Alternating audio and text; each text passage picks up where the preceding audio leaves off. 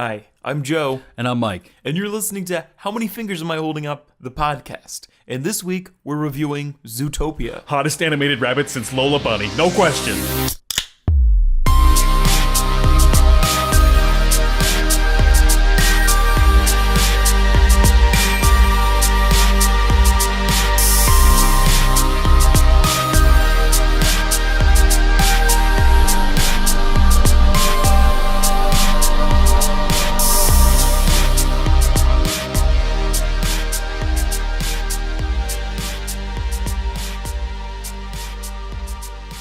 Welcome to How Many Fingers Am I Holding Up? Featuring two guys getting zooted and reviewing movies in a weekly podcast form.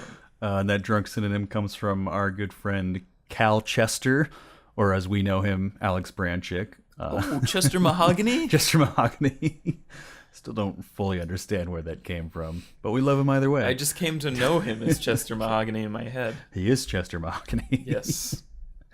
Alex is a slave name. So thank you for that wonderful synonym. And he also suggested the Kimmy, the Yink, and the Holy Ghost Ale from Anderson Valley Brewing Company, which I couldn't find because it's only in like Yonkers and like Philadelphia. And So no, Alex, we're not gonna. The closest thing I could find was Briny Melon Ghost from Anderson Valley Brewing Company. So we at least tried to stay in the Ghost family of beers. From Anderson Valley. I'm a ghost. Pop this open. I don't know if I've ever actually had Holy a ghost beer before. Oh yeah, I shook that up majorly before God I damn had it, it. Mike. Come on! I was just doing some aerobics with that before, and That was worse than like the Jaeger bomb blew up. Oh god, that's sour. that is a sour beer. So I actually looked this up because I didn't know what a ghost beer was I don't know what it prior is. to picking, and which kind of surprised me because I always feel like I've got a decent knowledge of beer, but I guess you learn something new every day. But Okay. a ghost beer is a top fermented beer that originated in Goslar, Germany, brewed with at least 50% of the grain fill being malted wheat. And the flavor is tart, herbal, and salty, or more simply, a sour wheat beer, which I think is definitely what describes this most, is just that sour Yeah, taste definitely. to it. You It's- can't, now that I think about it, I can taste that kind of saltiness. Let me try again. Yeah. Yeah, I can taste that too. But the sour is the really, it bites you afterwards. Mm-hmm. That aftertaste. That's interesting. But we're washing down some cake with this ghost. We are. We have a first here on the podcast. Someone, my dear friend Rowan Court, baked us a How Many Fingers Am I Holding Up cake, which you'll see pictures of because we'll be posting them all this week, I'm sure. But it looks fucking beautiful. It does. And we took some amazing pictures. We did have a great photo So shoot with the cake. Please be sure to like us on Facebook, How Many Fingers Podcast, and follow us on Twitter, HMF Podcast, to see these beautiful Wonderful pictures. cake cutting pictures. We have one where, Mike and I are posing like a bride and groom cutting the cake. And just to see the cake itself, it's a great cake. Mm-hmm. She really nailed the pretty difficult design to put on a cake. So I guess it's like a chocolate interior with the cream filling kind of thing in the Like middle. layered, Yeah, layered.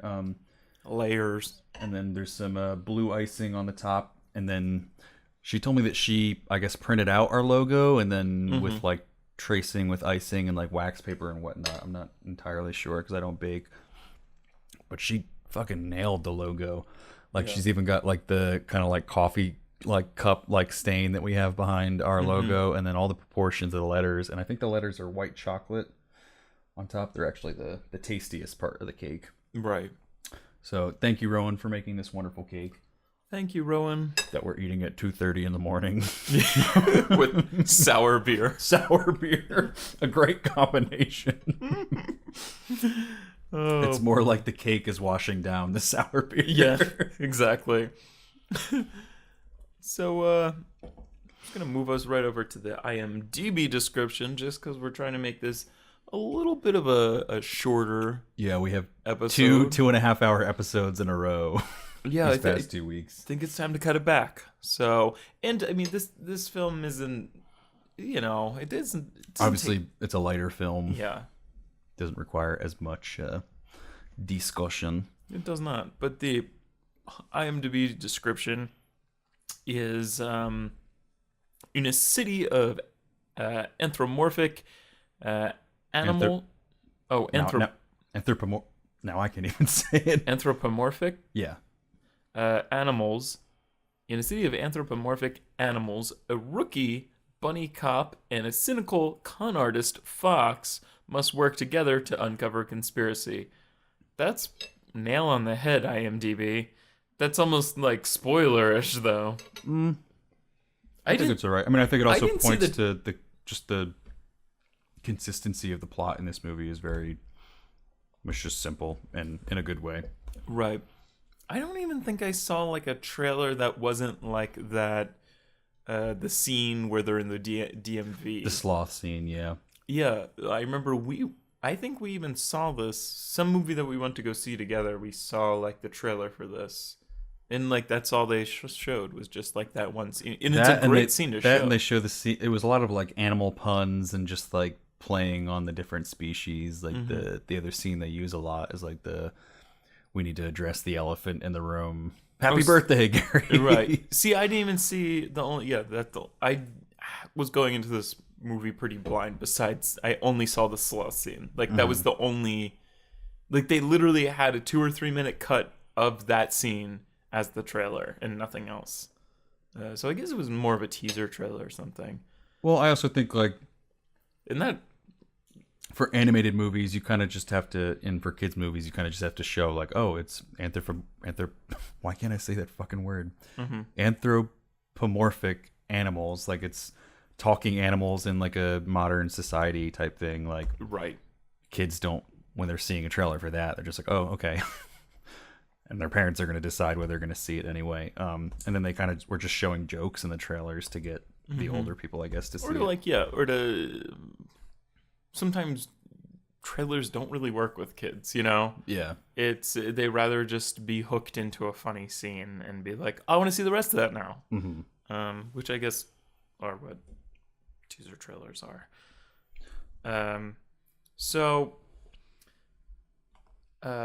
Zootopia was directed by. Okay, now see, I see you have in your notes, but if you go to the IMDb page, it says that it's directed by 3 people. Is that correct? That's what I have, yeah. Oh, okay. Then it's directed by Byron Howard, who has directed both Tangled and Bolt, and then also Rich Moore, who has directed Wreck-It Ralph, and a series of just animated shows, including The Simpsons and Futurama, and Jared Bush.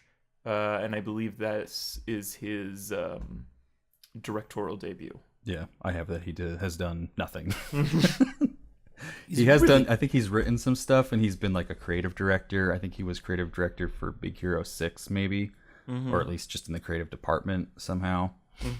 So he's been involved with Pixar and Disney and whatnot before, but obviously not as intensely as the other 2 guys. And then if you look at the writing department, I just wrote too many writers. It is. Because it's all 3 of these guys and then like 4 other people just for the story. Right. And then the screenplay is some of these guys and some other people. So it's just kind of like too many writers. Right, I know. Too many cooks. It takes a lot to make a movie. I was going to say, I heard one of the writers on some show on NPR, and he was like super charismatic. He was funny. He was talking about like gender reassignment surgery for his cat. And it was like a really funny story about like how his cat had like cysts that were like clogging up like his penis. And his bladder was going to explode. And the vet was like, we can either like put him to sleep, let his bladder explode, or we can like turn him into a girl. And he's like, definitely that. Like, he's like, I'm so down to like watch this. And he said just a bunch of funny things about like writing this that you wouldn't expect from like a Disney employee kind of. Yeah. But it just shows like how big the pool is that they drew from for this story. And then starring in the movie, or lending their voices rather, we have Guinevere. Is that you said? Guinevere Goodwin. I don't know. Jason Bateman, Idris Elba, Jenny Slate, J.K. Simmons, Octavia Spencer, Shakira, Tommy Chong, and Kristen Bell. Shakira was like one of my biggest complaints about this movie. Really? Like, why? Maybe it's just because that she isn't relevant. I mean, she is more. She has more of an exotic sort of voice in everything, but I don't know. I was just like, I don't really care about Shakira. Yeah. And she doesn't play a big part at all. Yeah, like, she plays this singer that's very famous in Zootopia. Gazelle, I think, is the name, which I don't know if that's supposed to be playing off Adele, or even though it's a very different like music style from that. Yeah, I don't really know. I guess it's just supposed to be her pop star name. But yeah, they definitely could have come up with someone that was more relevant. Definitely. Because what has Shakira done? I mean, unless it was just some kind of negotiated like power deal to get Shakira relevant again. But she didn't even write the music. Saya and someone else wrote the music. And yeah, like Shakira why just didn't we have performed Saya? Like, you know, like I would have loved to. it must have been some kind of. Yeah. I mean, because the soundtracks are always orchestrated with actual like record companies and whatnot. So I'm sure Right. there was something going on behind doors. And I mean, she does perform the song well, and I guess Definitely. her having her accent maybe lends itself to the character a little bit. Her voice Kind of is gives her definitely- that not otherworldly, but just like larger than life, celebrity right. type appearance. But yeah, definitely a weird choice. It was just a weird. It was a weird choice because her voice is so iconic, but it's just it's so iconic that you can you can recognize it immediately and be like, "When's the last time I heard Shakira? This is weird," like kind of thing. Where if you didn't recognize it, or if you recognized it, it's a newer voice. It's I'm really surprised because of the way that she's portrayed that they didn't try to get like Beyonce or something. Right? Like, Yeah. because everyone does kind of have this kind of like Queen Bey like Right. adoration Exactly. for this character. But and that was definitely what they drew from for that character. This really has no meaning for anything. I just thought this was a funny little tidbit, but the release name for this movie in China was just Crazy Animal City. Which I wish like more movies would just be like released with like these titles that end up released within like foreign countries. Just super blunt and just this is exactly what it is. It's a crazy animal city. But it almost takes away from I don't know. I won't even get into that. So I don't know whether you want to start talking about this around because I have an article up and it is titled Furry Orgy. Are we talking about different furry things? Maybe. Okay. I'm talking about the marketing of the movie. Oh God. Okay, ready for this? Furry Orgy breaks out at Zootopia premiere. Yep, did not have that one. All right. Sabri told me well, this. let me set it up Okay. because I think this kind of leads into All right, it. go. So Disney for this, they hired the digital marketing company Allied Integrated Media, or contracted them rather to market the film, and I guess wisely because it did make a lot of money. But one of their kind of guerrilla marketing strategies was to reach out to the furry community. They specifically reached out to a furry meetup group called Fur Life. Encouraged furries to post photos of themselves in costume to social media with the hashtag Zootopia in exchange for movie merchandise. And for those of you who don't know what a furry is, they are individuals interested in anthropomorphic animal characters with human personalities and characteristics, which seems innocent enough, but I'm going to read to you some statistics from Wikipedia that are pretty hilarious to me. So obviously the perception is that there's a lot of sexual undertones to the furry community. So someone did a bunch of surveys and polls of the furry community to see how true that is. Right. And sexual attraction to furry characters is a polarized issue within the fandom. In one survey with 4,300 furry respondents. Just a funny phrase, furry respondents. 37% answered that sexual attraction is important in their furry activities. Another funny phrase. 38% were ambivalent, and 24% answered that it has little or nothing to do with their furry activities. In a different online survey, 33% of furry respondents answered that they have a significant sexual interest in furry. Another 46 stated they have a minor sexual interest in furry, and the remaining 21% stated they have a non-sexual interest in furry. The survey specifically avoided adult-oriented websites to prevent bias. And then another survey found that 96.3% of male furry respondents reported viewing furry pornography compared to 78.3% of female. Males estimated 50.9% of all furry art they view as pornographic compared to 30.7% female. And furries have a slight preference for pornographic furry artwork over non-pornographic artwork. 17.1% of males reported that when they viewed pornography, it is exclusively or near exclusively furry pornography. And only about 5% reported that pornography was the top factor which got them into the fandom. I just think that's hilarious because if you read a lot of the other stuff about furries, it's a lot of them kind of defending like, no, like it's not a sexual thing. It just has to do with this interest in, anthropomorphic characters. But then this poll kind of just bashes that into the ground and says, no, like 75% of you overall are just into it for furry pornography. Right. And now I have a decent source. Yes. And I'm going to go right back into this article. My girlfriend had read about this on Tumblr and told me about it, and I had to look it up. So, again, it's Portland, Oregon's news cycle, and the title is Furry Orgy Breaks Out at Zootopia Premiere. And I'm just going to paraphrase it. But a midnight premiere at the Disney movie Zootopia went horribly awry at AMC 24 Cinema in suburban Portland as a furry orgy broke out in the auditorium halfway through the screening of the film.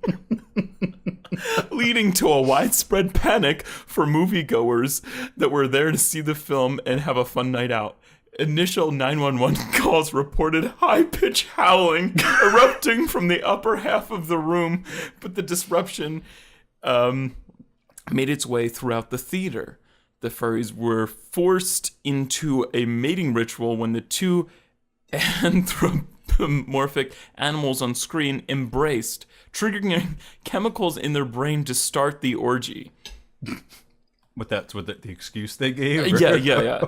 It was reported that as many as 50 people were in the orgy, ranged from naked individuals to people dressed in fursuits. It was said that the combined body odor and seminal fluids was enough to force police to respond with a hazardous materials crew.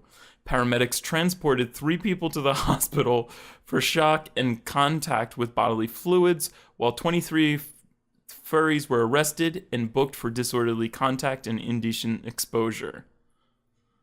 And, wow. Yeah. So, and it goes on and on. Is that real? It's real, yeah.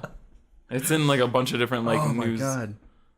That's funny because as I was, like, looking up stuff about furries to talk about and these, like, statistics, I found a lot of stuff where, like, obviously they're portrayed negatively in the media as literally just being like sex crazed, and there's a lot of people defending that. And especially with the release of this movie, there was a lot of people that were like in the furry community being like, yeah, even if it's like sexual on the side, like it's not like we're gonna be like jerking off in the theater like next to kids, like it's just an interest in the movie. Like, right. Well, 50 of them decided to take another route. Yeah. Oh gosh, that's perfect. What a great article, though. And just like high pitch howling in the. It's also like it's something that like would have just kind of been like a weird kind of tidbit, but I think because of stuff like this, like you can't even find like because there was a specific email that Allied Integrated Media sent to Fur Life, and when you find like copies of that, like it's like name redacted and stuff like that. Like it ended up being like an actual like pretty big scandal for like Disney. That's so good. But I guess none of that was really able to warp people's perception of the film because it has literally at this point right now a 99% on Rotten Tomatoes. Which is wild. Which is about as universal as a consensus can get on the quality of a movie. Mm-hmm. I guess to try and get into the the plot of this movie, without falling into our 2.5 hour plot descriptions that we've become prone to. Zootopia takes place in an alternate reality where all species of mammals evolved into intelligent, peaceful, and cooperative beings that united to drive humans to extinction, since there are no humans in this movie.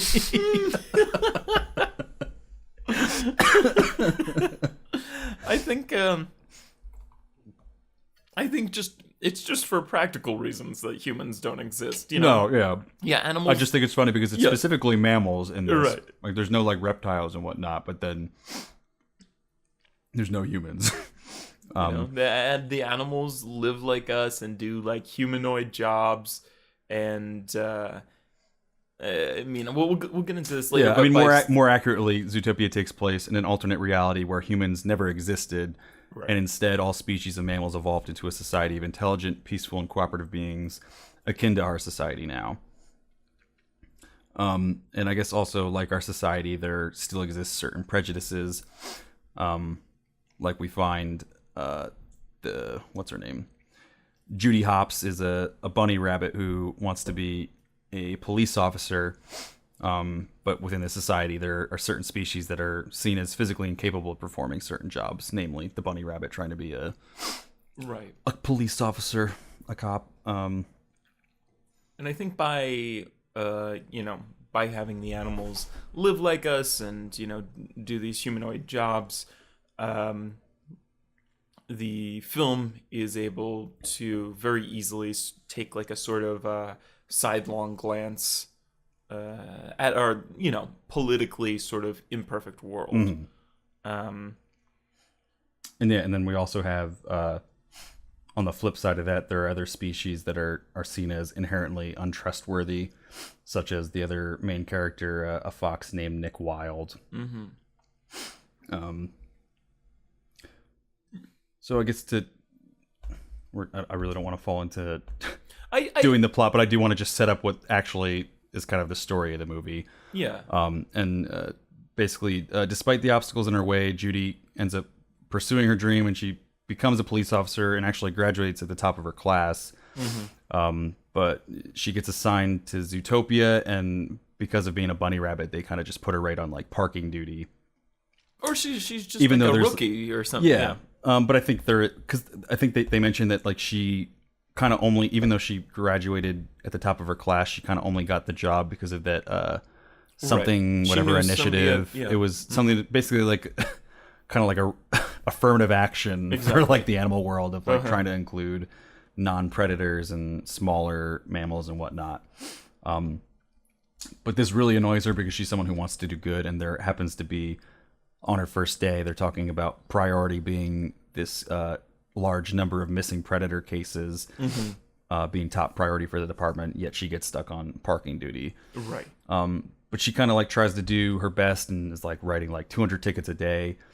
And she ends up arresting someone, but it turns out that I think it was a weasel or something, only had like onion bulbs. Right. Just really small petty crime. So while she's being reprimanded for that, the wife of a missing otter knocks on the chief, Bogo, who is Idris Elba. Idris Elba. Knocks on the door. She's asking for his help, and Judy kind of volunteers to help find her husband in front of Chief Bogo. So he's kind of just forced to reluctantly agree to it, and he gives her the ultimatum of, I'll let you work on this case, but you have to find the otter within 48 hours, or you have to tender your resignation from the force. Right, and the otter is one of the 8 or 9 predators Like 14 or something missing predators in Zootopia. So that's really what's driving the movie, is this kind of 48-hour timeline of her trying to prove herself while also doing what she came here to do, which is to be a good cop and be a good bunny rabbit. Right. And I hate to drive back to the very beginning, but maybe this was just me, but the first complaint I had with this film, and I think I can say this early on, that I really like this film. I liked it a lot. But like when I first went into it, in the few opening scenes that it had, I was like, oh boy, here we go, kind of thing.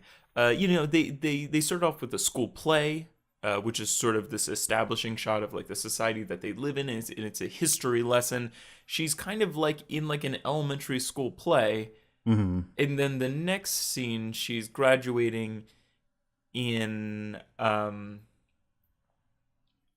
her police academy, but there really wasn't that many like between just like a cut being between those two things, and I didn't really I didn't feel like she grew up or anything. Like, was it just like a different school system, or was she supposed to grow up, or was she just doing that play before she graduated high school? Or Yeah, I guess I they didn't wasn't really sure. explain what kind of age she was supposed to be at there. I didn't. Yeah, and I mean, I think it she's was so it was obvious that was supposed to just be there to, and it was in and of itself a clever way to explain the society where, Right. there's a reason why these animals aren't intentionally killing each other like they would for food.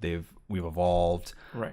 They've put past their kind of predator instincts of the past, and now predators and prey can live amongst themselves and are free to be whoever they want. Like they say that a lot about Zootopia. Like Right. you can be whoever you want. But it's kind of like this thing of like, well, unless you're a bunny or unless you're one of these things, then you're kind of limited to only being a certain thing, Right. which is kind of obviously the entire movie is just this not heavy-handed, but this I think really well played out kind of metaphor for our society now, and in terms of racial differences. And I think there's definitely supposed to be a connection drawn between the ceiling that's put there for bunnies and foxes and other species that maybe aren't predators, aren't as physically capable, or aren't seen in the right light as obviously comparative to minorities in our culture, and the ceiling and it's put on them and not having the same advantages as other people. Right.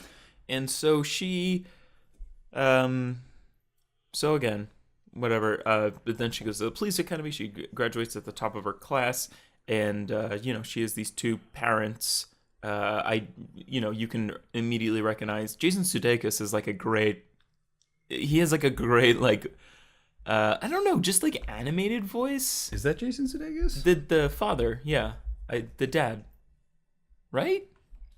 I thought I would have saw that on the. He's Papa Bunny. I don't know. Actually, no, that's not what the name is. What is? So it'd be Mr. Hops. Yeah, somebody. Stu Hops is Don Lake. Really? Is Jesus? I didn't see him in the cast. Wow. Okay. Yeah, I was wrong. I do have to admit, because I don't know who Don Lake is, but I thought I recognized the voice of I could have sworn the it Father was. Bunny, Yeah. and I was expecting to see someone more recognizable. And Maybe, I don't know if I've heard Don Lake in something somebody else. is credited as Young Hops, so I assume that that Judy Hopps does. I don't know. Maybe get older. Well, yeah, the Judy Hopps in the play is not Jennifer Goodwin. Okay. There's definitely a voice difference. Okay, I did just kind of. I was so confused by the passage of time that I don't think I realized that. But anyway, the parents are pretty interesting characters too, because they have this sort of, stay what you're supposed to be. Yeah, there's even that speech where Uh-huh. they're talking about, yeah, like you can be whatever you want to be, but you should Yes. probably just be like a farmer. like a carrot farmer, like they are, because they're from the country, they're carrot farmers, and her parents often speak highly of just the beauty of like complacency, really. So that's an interesting dynamic too. I forgot where I was going with that. I was gonna say something. That whole Jason Sudeikis thing really Sorry, I threw you off. broke my mind in half. Just had to tell the truth. There's no Jason Sudeikis in this movie. But she's the first, bunny to become a police officer in Zootopia, and it is like a minority, like, oh, it's the first minority to be this, but like they're obviously held back within their position. And I don't know that because there is also the Another important. the other side of that is the the way that like foxes and predators, or predators later in the movie, but foxes initially are viewed. And I thought they did a good job of having that kind of backstory for each of them, where she has a scene right after the play where I think she sees someone else stealing. It's a fox. What's the fox's name? I know. Gordon, or where is it? It's in here. Gideon Gray, a fox. He's just kind of being a bully, and he steals someone's lollipop, and she tries to step in. And there's some kind of exchange about where she basically reveals that she wants to be a cop, or maybe, I guess he probably just heard it during the play, but he ends up kind of like pinning her to the ground and like basically like tearing her dreams apart, saying like, you'll never be like a cop, blah blah blah, just being really threatening and being a real bully. So that's kind of like a formative scene where I think he says there's something that she repeats that he had said, where it's I can't remember. Oh, he's something like, oh, you'll never forget the day, something about this, and then she's like, oh, you're right, like I will never forget the day, and she's obviously like determined from that point on, like to turn it around, and oh, I will be a cop no matter what you said. But then the fox Nick Wilde also has a similar scene like that, where he had wanted to be a Boy Scout, or I guess whatever their version of that is. I think they have a different name for it. And he shows up to the meeting, and all these herbivores or non-predator animals end up like pinning him to the ground and putting a muzzle on him for being a fox. And they're like, oh, you thought we would let a fox into like our like Boy Scout group? And they have their own bullying scene. And that's kind of like the opposite of that, where he had this dream of being this good Boy Scout, you know, maybe even a cop type thing. Right. And he was faced with that, and rather than saying I'm going to defy expectations, was kind of like, well, if everyone only sees me as this untrustworthy, you know, scheming fox, then that's all I'm going to be. And that's kind of where his like life of, you know, petty crime, like very minuscule crimes of like tax evasion and lollipop stealing come about. But I did like the way that was set up, and I thought that kind of shows the two different sides of the coin. Same. The parents too set up a great example, and I mean, you do have to think about it as kids watching this film. I actually saw this with my little sister. Oh, really? Which is nice to have a little sister as an excuse, so I didn't have to go see this by myself. Right? Yeah. Especially with the furry orgies out there. But again, the parents sort of set an example of sort of this paternal racism, like this protective, cautious racism, and obviously the Judy is born into a newer generation where she is like, I know some mean foxes and I also know some mean rabbits, kind of, and but they do caution her and they give her like mace, like fox mace, fox away or something like that, right? Yeah, and which is, it's specifically meant to keep like a certain race or breed away from you. It's to an extent it is racist, and she's going to the big city, and the first fear and apparent, they have that criminal element. There's like that low income, like just crime and everything. Yeah, well, and especially being like a police officer, like right. There's that really funny scene where she calls back home after the first day. I also really like one of the funnier parts is her not her roommates, but her neighbors in the apartment complex. Just the two antelope or gazelle or whatever, they're just yelling at each other the entire time, and the walls are so thin they can hear everything she's saying. That was really funny. But when she's calling home and they see that she's got like the parking meter maid type thing, like jacket on, and they're like, oh, thank God you're a meter maid. Like, that's like the safest job you could have. And it's just kind of like the icing on her cake because she wants to be out there doing the real stuff. Right. But that was kind of funny, their reaction to that. So she has this interaction with Nick Wilde, and she sees that he's sort of in the, she sees Nick Wilde trying to go into an elephant store, or is that what it is? It's an elephant ice cream shop, and he's able to gain her pity by pretending that he has this baby, and the baby wants an elephant pop, and the elephant's like, get out of here, like we don't want your kind in here. And then as an officer of the law, she's like, no, give that to them, or Well, she spots that there's some health violations going on, Right. and she's like, if you don't want like a fine for that, just give him the elephant pop, like, and just be a nice person for once, type thing.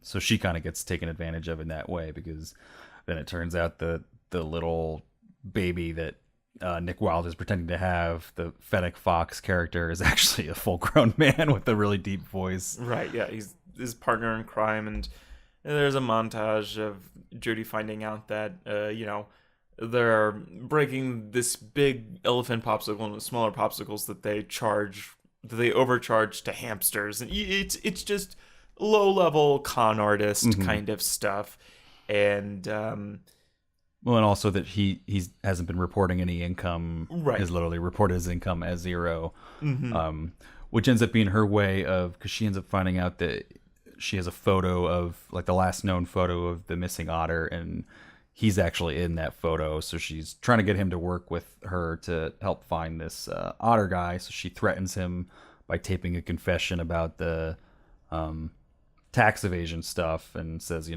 if you help me find this otter, or at least, help me as far as you can, I'll give you the pen back. And that's kind of how he gets roped into the whole thing. And from there it's these two people, and it very quickly goes from just like, I'm a rabbit on my way into the world, kind of, into like a very well-crafted sort of like buddy cop. Like an unlikely movie. duo of, this Right. positive kind of fresh rabbit who, obviously new and doesn't really know a lot about this world that they're in. And then Nick Wilde, who is this seasoned and cynical and sly fox. Right, yeah. And, together they engage in this. It really becomes like this sort of like political thriller, like mashed up with like a social drama, sort of. It's a lot of different things that they're able to smash into such a small movie. However, they do a really great job with being politically correct and teaching. It's not too heavy-handed, but I do think near the end, it gets a lot of the plot devices get sort of like squished into like very small, easy to digest kind of like, it's like Deus Ex Machina, like it's just kind of like, oh, like we don't know how to solve this, and then it's just there, and they solve it, and and granted it was never about that, but the plot should work out, but they do spend a lot of time, or maybe that's just something that they get right, is the political correct. Yeah, and I think analogy. it definitely seems like a movie with a purpose, and the purpose being kind of to affect a change, starting at at the beginning of what kids are seeing in media and how they interact with the world around them. So it really just kind of just seems like a vessel for this greater message of anyone can kind of do anything they put their mind to, regardless of who they are or where they come from or what they look like or what type of whatever they are, in this case, species. And I love that it becomes like a sort of like neo-noir kind of thing too. Like they're detectives on the move, and it becomes stylized to replicate a bunch of movie genres. I liked it a lot. Yeah, it does a lot of that successfully. And I think the mystery is kind of played out really well. I guess the kind of other bigger plot point that I would want to touch on is as they're searching for this otter thing, it becomes clear that the otter kind of like freaked out at one point and went like savage, as they start calling it, and like tore up the inside of this limousine. And they end up going to talk to the limousine driver. And while they're there, that guy, I think he's a tiger or a jaguar or panther or something. He goes savage as well and tries to attack them. And they start connecting the dots that there's got to be, some link between these. But Chief Bogo and the rest of the police force just don't believe them at all, that, animals haven't gone savage like, in like hundreds of years. Like we're well beyond that. Like there's no way that these predators went savage. And they end up tracking down through a bunch of detective work, getting to this facility where all the other missing predators actually happen to be, and they're all savage, like inside of their cages. And basically they end up pinning the whole thing on the mayor of the city. I think it is Right. Lionheart, J.K. Simmons, who's actually really funny in that role. But the biggest thing being that they end up having this press conference because, you know, she's this rookie bunny cop and she cracked the case, so she's kind of like the hero of the city at that point. But she kind of misspeaks in her press conference, and basically all these reporters are jamming questions down her throat, and she ends up kind of saying that it's possible that any predator at any moment could turn savage, and kind of basically incites this sort of rift between predator and prey in the city, and this kind of this fear of predators in the city, which is obviously supposed to be for us like a metaphor for racism, and you know any person could do that at any time. So we have to always be, you know, on the aggressive and on our guard and whatnot, and not give anybody the benefit of the doubt. And that ends up creating a rift between her and Nick Wilde, because he notices the things that she's saying, and he ends up bringing up the fox spray thing that she has. Excuse me. And it does. It becomes this sort of, because of the stress of the press conference and the sort of questions that are drawn to push her in a certain direction, because she doesn't want to deny anybody of anything. It is it also does show the sort of just the trickiness of a press conference. Well, yeah, and she even says, because when Nick Wilde like confronts her afterwards, she's like, "Well, I mean, what are you so mad about? I was telling the truth. Like, these are facts." Like, right, yeah. And it's just kind of the way that it ends up being presented, is that, like, you know, all predators are to be feared. It could be, you know, we don't know, but it is likely that it'll happen again in the future. Right. And it does end up happening in the future, and the whole city kind of goes into this like division mode where everyone's afraid of predators. There's one character who's like a funny, like, metrosexual, like gay black man, leopard, like, who's a cheetah, or is it, it's a cheetah, who's at like the front desk. He's a very funny character, but they end up in this kind of sad scene. He tells Judy Hopps, you know, they thought it would be best if I wasn't the first face they see when people come in the front door, which that I felt like was a scene that like really like hit close to like our reality, where there's so many, you know, instances where, especially in like advertising, like being mindful of like who is like the face of your company and whatnot. Exactly. And there's a lot in this movie that is just like, oh man, like yeah, the kids may not be getting like the direct connection to the metaphor, but I really hope that they're getting like the meat of the message, you know, of just trying to accept everyone. Right. So what ends up happening is that, again, and this is, we're gonna venture into spoiler territory. So she becomes, and again, playing off the sort of gay. That's what it was, really. They I don't know the name, but it was essentially like a gay black man, kind of like, you know, and he, the cheetah character, who was the secretary at the police department, and you know, he loved like like they played it up to like the Beyonce character, kind of like they had an app where it had him dancing with her, and you know, it was just he was like, oh, queen, like I kind of but so what ends up happening is just along with the face of whatever, they want to make Judy Hopps the face of the police force, to make the non-predators feel a little more safe. And the police chief is behind this, and the person presenting it, the Jenny Slate character, Bellwether, is behind it.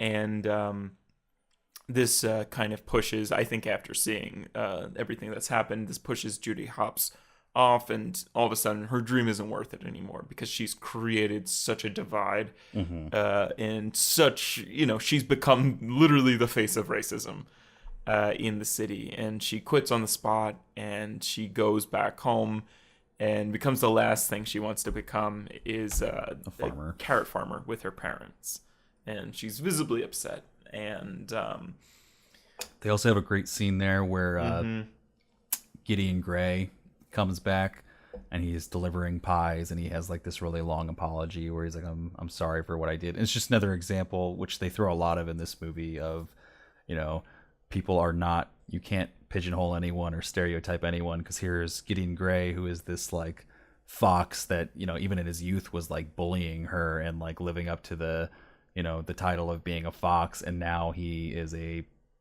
baker and a pie baker, and is Right, like this he's really just soft-spoken, it's just a wholesome, kind, generous, and completely honest fox at this point.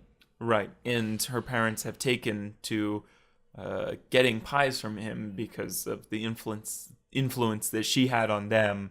And just another scene that I really liked was when Judy Hopps first moves to the city, Zootopia, and she goes into the police office, and she starts to build like a rapport with the this is before she builds a rapport with the receptionist, but he goes like, oh, like, I didn't believe that we were going to hire a bunny. She's the first bunny. It's not something he's used to seeing in like a police uniform. He's like, you are so cute.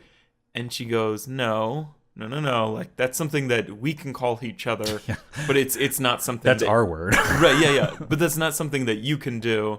And that's an appropriate reaction to say out loud, and it's not like, how dare you kind of thing, and it's like kind of like a calm and guided kind of conversation. Yeah. And he responds appropriately by saying, oh my gosh, I'm so sorry, I wasn't aware, I'll never do that again, kind of thing. And it's a back and forth, and from there they can build a rapport. And it was funny, but it was also like, that's another like real sort of, that doesn't actually happen in our world as much as we'd like to. It's not necessarily realistic, but it's like setting like a good example, right, of, like of what it kind of should be for those kind of interactions. Going back to her back at the farm scene, the kind of big realization she has there is they're talking about a certain kind of plant. Right. They tell her younger brothers and sisters to stay away from a certain flower. Yeah, and he's the Papa Hops or whatever his name is, Stu Hops, is saying that his brother ate the flower at one point and ended up biting Mama Hops and just kind of going crazy. Mm-hmm. And she connects the dots to the weasel onion bulb thief, that those were actually like bulbs for that kind of plant. Mm-hmm. And that must be what's turning the predators savage, and then it must be some kind of weird plot going on. So she rushes back, and this was probably one of my favorite scenes in the movie, is her kind of reuniting with Nick Wilde, just because I don't know, something about seeing the animation of like her crying and like the actual acting in that scene, or the voice acting, was like really, really good. Right. And it's just kind of like this really tearful apology for what she's done. I think there's a punchline in there somewhere that kind of just like makes you laugh after you've like been ready to like ball your eyes out. It's just a very well put together scene, and then it's kind of like, all right, the crew's back in action again. Mm-hmm. They're ready to solve this mystery, and Nick Wilde is going to fully be a good person, and she's gonna, put this kind of racial whatever that she started in the past and make it all right again. And then they end up going to this basically like grow house for this weird plant thing, which I don't know if you caught it at first, but there's a really cool reference in there. They're like, it's obviously set up to kind of look like Breaking Bad, like they're wearing like the hazmat kind of suits, and there's like all this like technology is similar to the lab they used to have in Breaking Bad, and I caught that. But then going even further than that, the two sheep that are working the grow house are called Walter and Jesse, which is like a really great nod to like the older audience like watching this movie, that like doesn't have to be anything vulgar or anything. Definitely. I think the time I think that it's just late and I'm just and I'm just drunk. And I think the time that I laughed the loudest was this is going totally off topic, but it's in the same vein of just these different references. It's so overused, it is so cliched, but the Godfather references with like he's like Mr. Big. yeah, Mr. Big, and he's like the toughest like gangster kind of in this underground But he's just a little mouse. crime organization. But he's a tiny mouse, and they have the funniest voices. And they And he actually has like his daughter's wedding going on, Right, so he yeah. has that line. You come to me on this the day of my daughter's wedding, but it's like in that like high pitched mouth. You come to me on this the day of my daughter's wedding. Very funny. So they go to this grow house, and this really places the evidence of how to Turn predators savage. right, where this is the evidence, yeah, to prove that this is not something that's naturally happening. Mm-hmm. This is a premeditated sort of attack, or something along those lines. And long story short, they end up proving that it's actually Bellwether, Right. the lamb, who has been kind of like throughout the entire movie, like playing up her role as being, a small lamb, kind of helpless creature. But it turns out she's had this whole plot going on to basically Right. victimize and demonize predators that for some reason she is against. I guess probably just because her relationship between her and the mayor, who Right. kind of is a little rude to her and demanding and whatnot. And they do a lot of, this is something that I thought I would have seen through, because they do a lot of symbolism and metaphors and just sort of jokes, even like sheep in wolf's clothing, or a wolf in sheep's clothing. I mean, so it's sort of like this gentle creature that is often the victim who is, turning. Actually the mastermind behind everything. Mm-hmm. So, I believe, Nick, as they imply right before that press conference, that Nick Wilde also becomes a cop. cop. And, yeah. Yeah. I can't, yeah, I mean, like, that was kind of the end of the movie. Yeah, I mean, there was kind of like, I guess, like, not a false ending, but you thought the whole thing was going to focus on the missing predators, Right. and they end up like solving that case, and I was like, oh, like, all right, is that it? Like, Yeah, is that over? and then Yeah. the movie ends up taking this whole other turn when she kind of incites this like racial tension in the city, and then it turns out being this whole other plot. So I thought that was pretty cool for the story and whatnot. But I guess just to talk about the movie overall as we're kind of wrapping things up, like we've said, it really is just kind of this vessel for this kind of important and very timely message. Like, Definitely. the movie definitely came out at like the right time. And this is like, they're also using police officers as Yeah. their main character, which is like very Well, that was the thing that I thought it did well, is that it's not just a, like, it could have been a metaphor that was just kind of like, minorities are good. Right. Or something like that. But this ends up being Exactly. something that ends up working both ways. And I think especially it works effectively because of the kind of like, Black Lives Matter versus Blue Lives Matter, or All Lives Matter Yes. movement, where it kind of does show both sides of that coin, especially with the police, in terms of that, there are some bad police and there are some bad whatever, but there are also good police and people that really want to, do good and don't necessarily see those kind of divides that other ones are seeing, right. which just kind of fits into the movie's entire message, and especially when geared toward kids. And I know obviously in real life it's a little more complicated than that, but the message is obviously everyone matters and everyone can be what they want to be, and you can't pigeonhole anyone based on what they look like or where they come from or their economic class or any of that.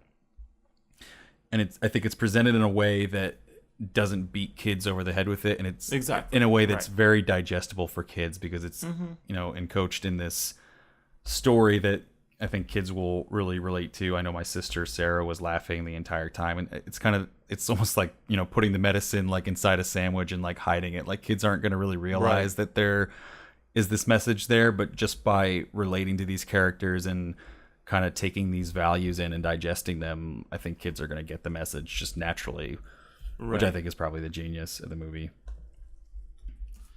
So you want to do some fingers? I would like to do some fingers.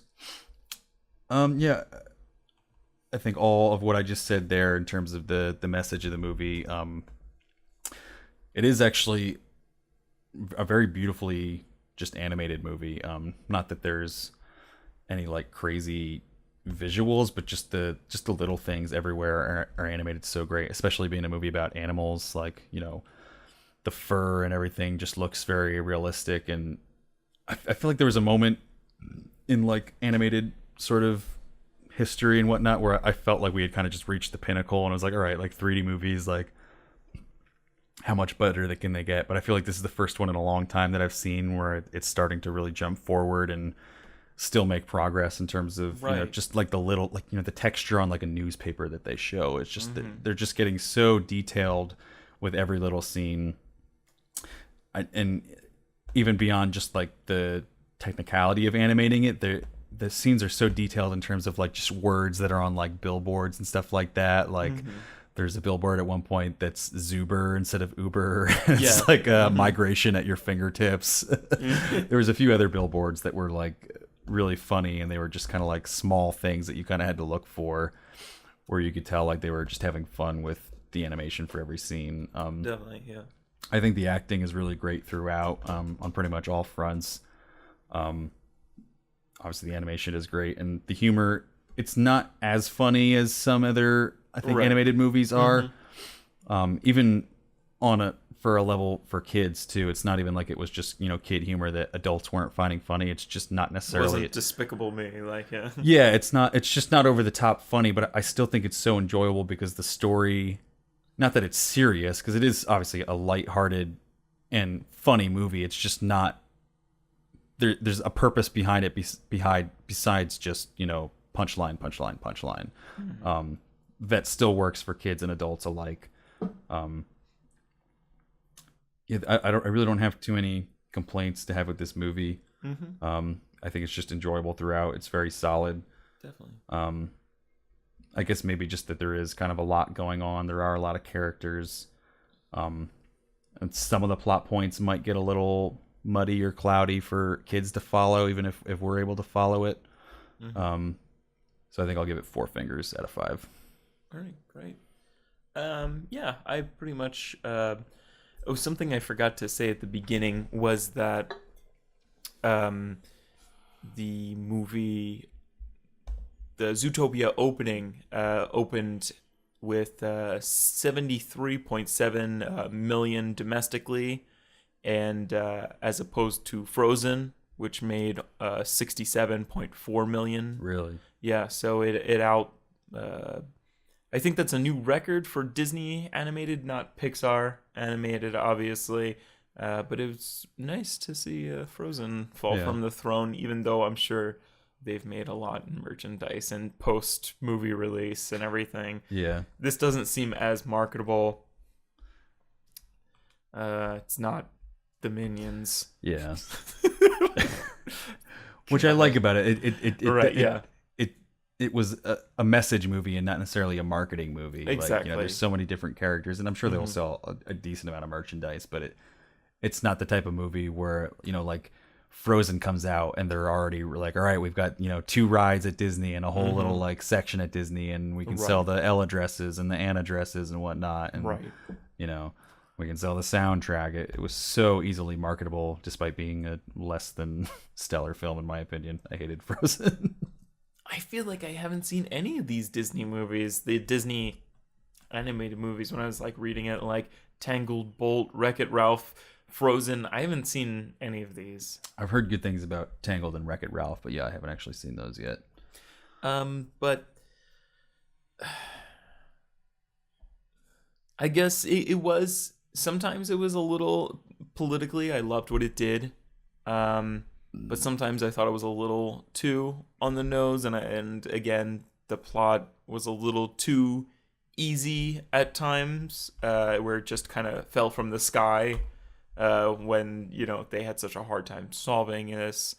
The writing could have been a little better, just plot story wise, especially since they have a football team writing it. But and then also, I don't know. I feel like they could have made maybe a more direct analogy with animals. It was a little more complicated just because there's so many different species of animals and predators, and I would have almost thought that the sort of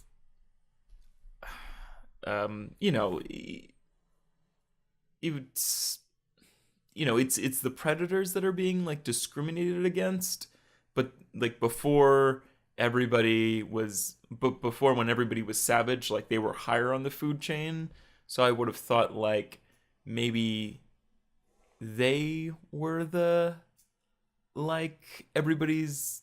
I don't even know what I'm getting No, I into. get what you mean. know what I mean? It was a little confusing. Like, as 'cause there was opposed to- yeah. there was no simple, because that's such a simple group, and you might have maybe to keep it neater. That would have been easier to just literally just have it predator and prey and divide it up that way, since we're already divided up as just only mammals.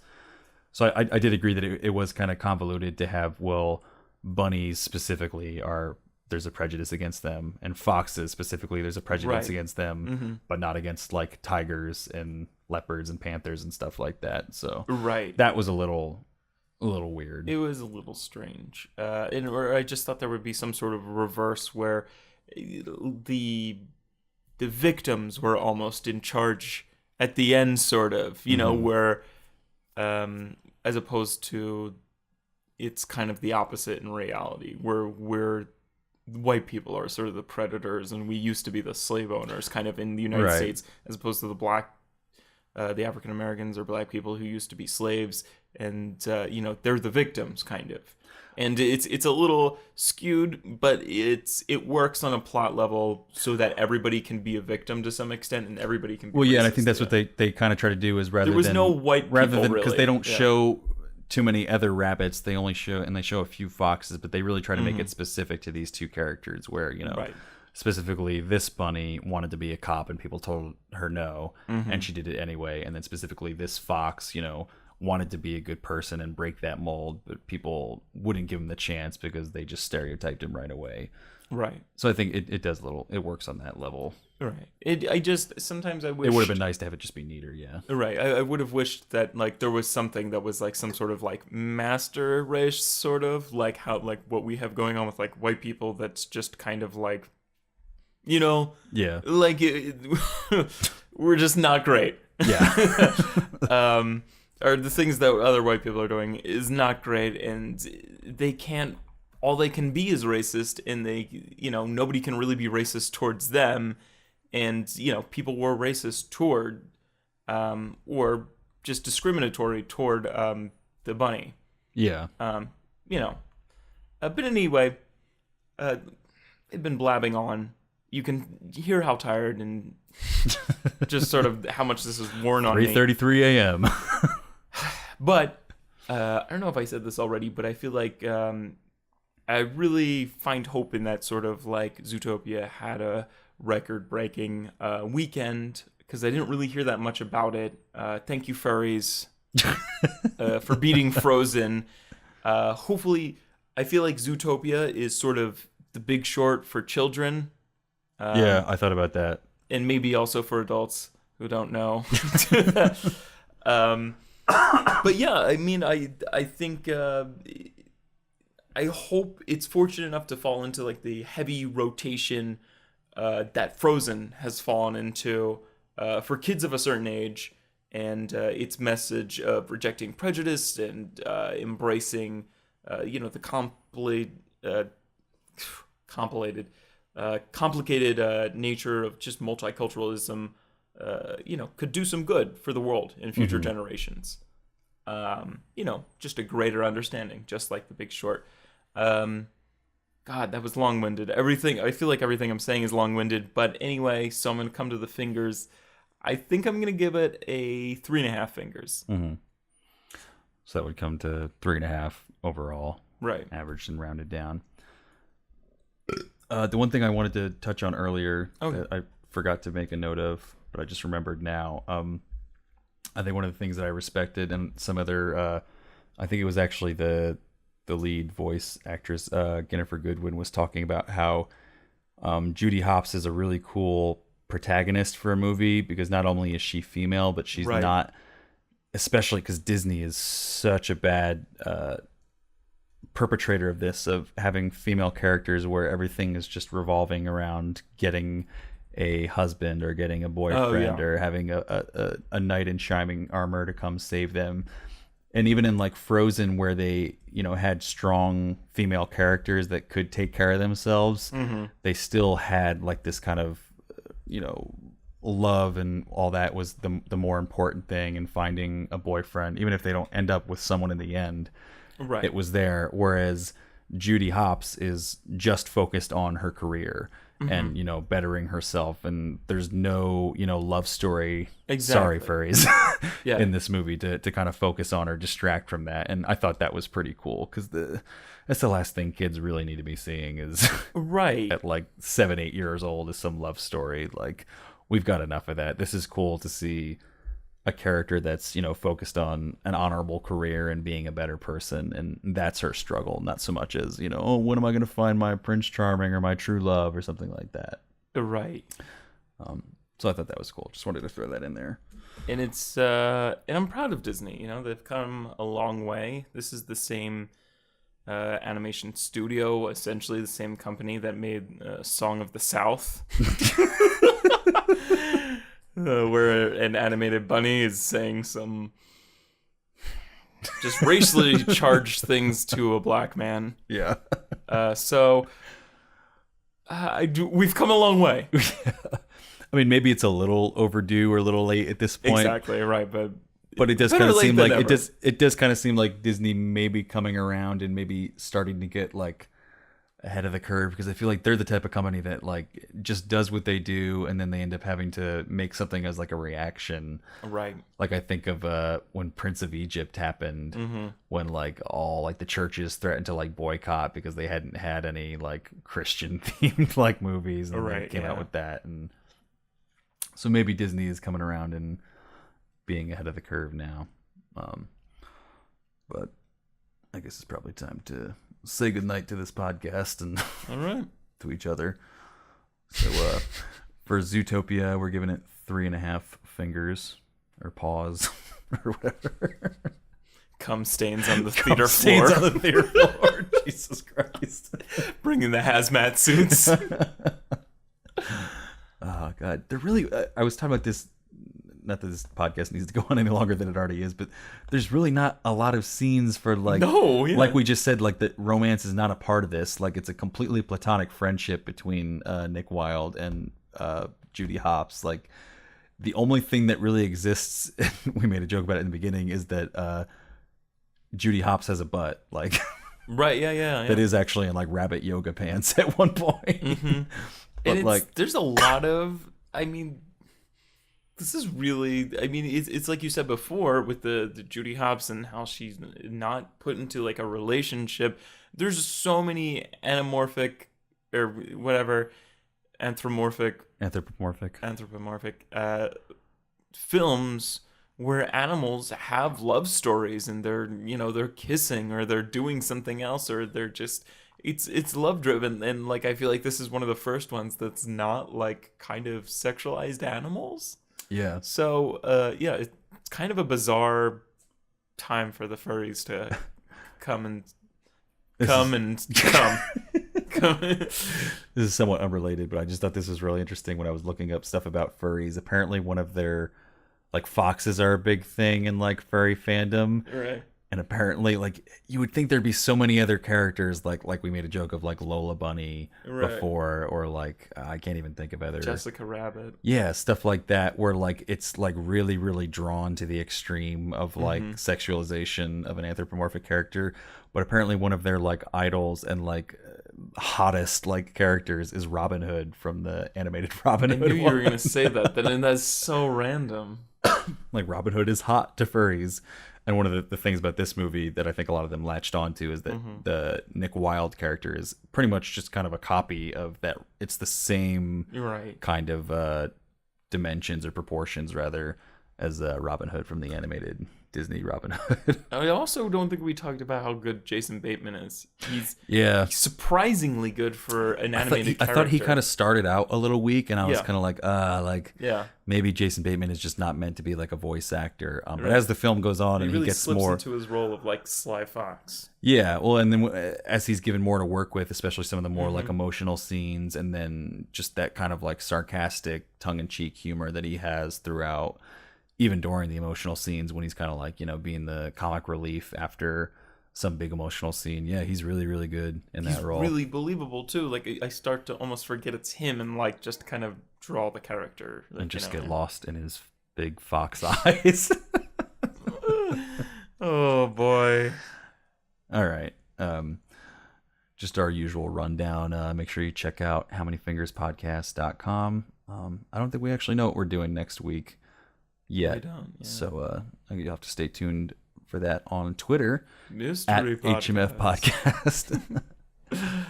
Thanks again to Rowan for that beautiful cake. That was delicious, and that's Thank gonna you, Ron. it's gonna sit well in our stomach at 3:40 a.m. Yeah. So signing out for How Many Fingers the Podcast. I'm Mike, I'm Joe. and foxes are hot. Foxes are foxy.